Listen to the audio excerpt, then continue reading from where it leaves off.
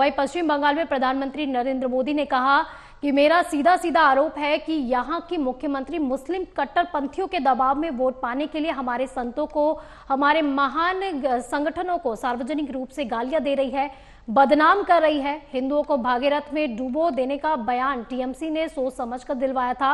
Vote bank के दबाव में टीएमसी लगातार संतों को अपमानित भी कर रही है।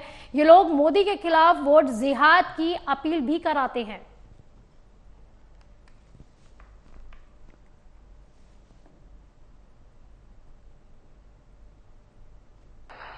साथियों, टीएमसी के प्रति बंगाल के लोगों का आक्रोश मैं समझ सकता हूं, लेकिन बंगाल में सुपड़ा साफ होते देख टीएमसी भी बहुत बौखला गई है। अब टीएमसी मानवता की सेवा करने वाले संत समाज को गालियां देना शुरू कर दिया है। इस्कॉन, रामकृष्ण मिशन और भारत सेवाश्रम संघ के सेवा भाव से दुनिया भली भांति परिचित है। इन संगठनों ने बंगाल को गौरव दिया है। सुख दुख में इन लोगों ने लोगों का साथ दिया, लेकिन यहां की मुख्यमंत्री कहती है कि हमारे ये संत, ये संगठन देश को बर्बाद कर रहे हैं। मेरा सीधा सीधा आरोप है, यहां की मुख्यमंत्री मुस्लिम कट्टरपंथियों के दबाव में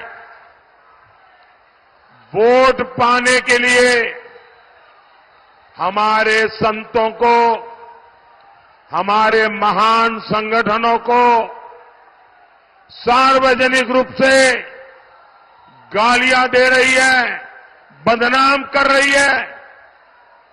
हिंदुओं को भगीरथी में डुबो देने वाला बयान ये भी टीएमसी ने सोच समझकर दिलवाया था। वोट बैंक के दबाव में टीएमसी लगातार संतों को अपमानित कर रही है, बंगाल की परंपरा को अपमानित कर रही है। ये लोग मोदी के विरुद्ध वोट जिहाद की अपील करवाते हैं। ये लोग राम मंदिर को भली भांति बार बार गंदी से गंदी, भद्दी से भद्दी गालियां देते हैं। क्या ऐसी पार्टी को आप बर्दाश्त करेंगे क्या? बंगाल टीएमसी की तुष्टीकरण की नीति का जवाब वोट से देंगे कि नहीं देंगे?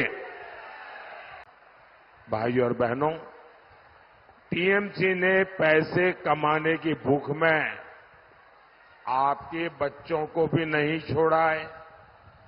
यहां शिक्षक भर्ती घोटाले ने युवाओं के साथ ही आने वाली पीढ़ियों का भविष्य भी दांव पर लगा दिया है। गरीब मां बाप ने घर जमीन बेचकर, कर्ज लेकर इनके मंत्रियों को घूस दी, रिश्वत दी। आज वो सारे नौजवान सड़कों पर है। आखिर इनका क्या कसूर था? मैं बंगाल के सभी नौजवानों को गारंटी देता हूं, इन्होंने आपके घर बिकवाए हैं। मोदी टीएमसी के भ्रष्टाचारियों के, उनके बंगले, उनकी गाड़ियां, ये सब कुछ कहे बिकवा करके रहने वाला है। भाइयों और बहनों, टीएमसी हो, कांग्रेस हो, लेफ्ट हो, ये पार्टियां तीन अलग अलग दिखती है, लेकिन पाप, उन सबके पाप एक जैसे ही है।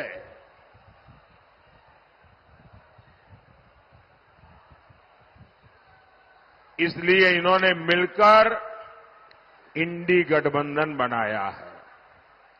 इन्होंने गरीब, मजदूर, एससी, एसटी, महिला, इन सभी को हमेशा सिर्फ नारे दिए हैं। लेकिन जहां भी इन्होंने सरकारें चलाई, उन राज्यों को गरीब बनाकर छोड़ दिया। पश्चिम बंगाल इसका ताजा उदाहरण है। कभी दूसरे राज्यों के लोग रोजगार के लिए बंगाल आते थे। आज बांकुरा से, पूरे बंगाल से काम के लिए लोग पलायन होने के लिए मजबूर हुए हैं। ये स्थिति बदलनी चाहिए या नहीं बदलनी चाहिए?